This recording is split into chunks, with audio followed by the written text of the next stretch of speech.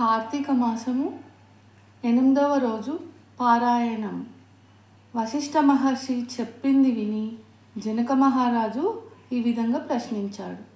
మహర్షి, కార్తీక మాసమందు యథావిధిగా స్నానమాచరించి అందువలన అనంతమైన పుణ్యం లభించునని సెలవిచ్చి ఉంటిరి. ఇంత మాత్రమే మోక్షం లభించుచుండగా వేదోక్తంగా యజ్ఞయాగాదులు ఆచరించి పాపం పోగొట్టుకోవలనని మీ వంటి తాపసోత్తములే చెప్పుట నాకు ఆశ్చర్యం కలిగించుచున్నది. కనుక ఇందలి మర్మము విపులముగా చెప్పగలరని ప్రార్థిస్తున్నాను.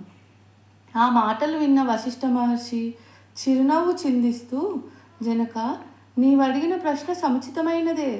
నేను వేదాంగములను కూలంకషంగా చదివి తిని వానిలో కూడా సూక్ష్మ మార్గం ఉన్నవి. అవి సాత్విక, రాజస, తామసములని 3 విధములు. సాత్విక ధర్మము సమస్త పాపములను తొలగించి ఇహపర సుఖములను కలిగించును.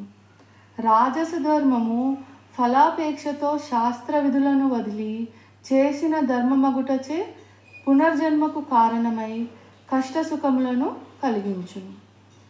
తామస ధర్మము శాస్త్ర విధులను పూర్తిగా వదిలి దేశకాల పరిస్థితులతో సంబంధం లేక వ్రతాచరణ కొరకు చేయదగుట వలన ఫలితము నీయదు.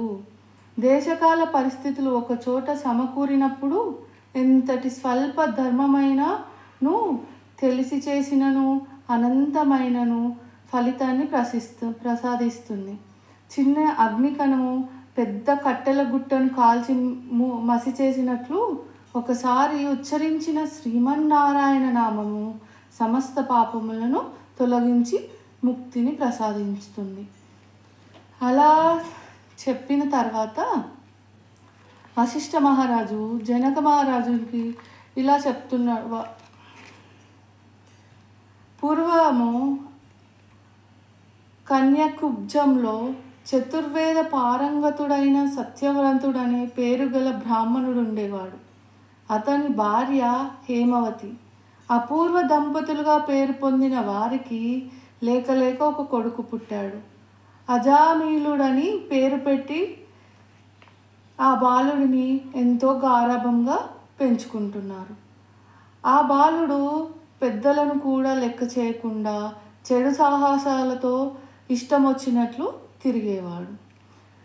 మంచి బ్రాహ్మణ వంశంలో పుట్టిన అతడు దుర్మార్గుడై, కామాంధుడై, యజ్ఞోపవీతంను తెంచి మద్యమాంసాదులను సేవిస్తూ ఒక ఎరుకాల జాతి స్త్రీని ప్రేమించి ఆమెతో సుఖించసాగాడు.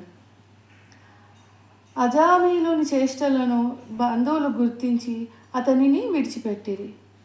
రెచ్చిపోయిన అజామీలుడు వేటాడుతూ కిరాత వృత్తిలో జీవించసాగాడు. ఒకరోజు ప్రేమికులిద్దరూ అడవిలో సంచరిస్తుండగా ఆమె ఒక చెట్టుపై ఎక్కి తేనె పట్టును కోయబోగా కొమ్మ విరిగి కింద పడి చనిపోయింది. ఆమెపై గల మమకారంతో అజామీలుడు చాలాసేపు ఏడ్చి అక్కడే దహన సంస్కారంలో చేసి తిరిగి వచ్చాడు. ఆ ఎరుకల దానికి అంతకు పూర్వమే ఒక కూతురు ఉంది. ఆమెకు యుక్త వయసు రాగానే అజామీలుడు కామంతో కన్నుమిన్ను కానక ఆమెను కూడా చేపట్టి కామక్రీడలలో తేలియాడసాగాడు. ఆమెకు 2 కొడుకులు పుట్టి పురటిలోనే చనిపోయారు. ఆమె 3వ గర్భమున పుట్టిన కొడుకుకి వారు నారాయణ అని పేరు పెట్టారు. పిల్లవానిపై గల మమకారంచే ఎప్పుడు నారాయణ నారాయణ అని స్మరిస్తూ అతనిని పెంచసాగారు. ఇలా కొంతకాలం గడిచాక అజామీలుడు భయపడి కుమారునిపై గల వాత్సల్యంతో ప్రాణములు వదలలేక నారాయణ నారాయణ అంటూ చివరకు ప్రాణము విడిచెను. అది విన్న యమభటులు గడగడ వణకసాగారు.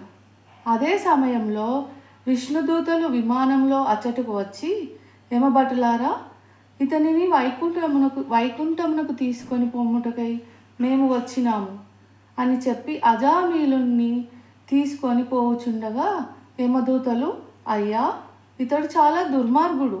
ఇతనిని నరకమునకు తీసుకొని పోవుటకు మేము ఇచ్చటకు వచ్చినాము. మీరెవరో మాకు తెలీదు, కానీ ఇతనిని మాకు వదులుడు అని కోరగా శ్రీమన్నారాయణ దూతలు ఈ విధంగా చెప్పసాగారు. 8వ అధ్యాయము సమాప్తం. రేపు ఇంకొక అధ్యాయంతో మీ ముందుకు వస్తాను.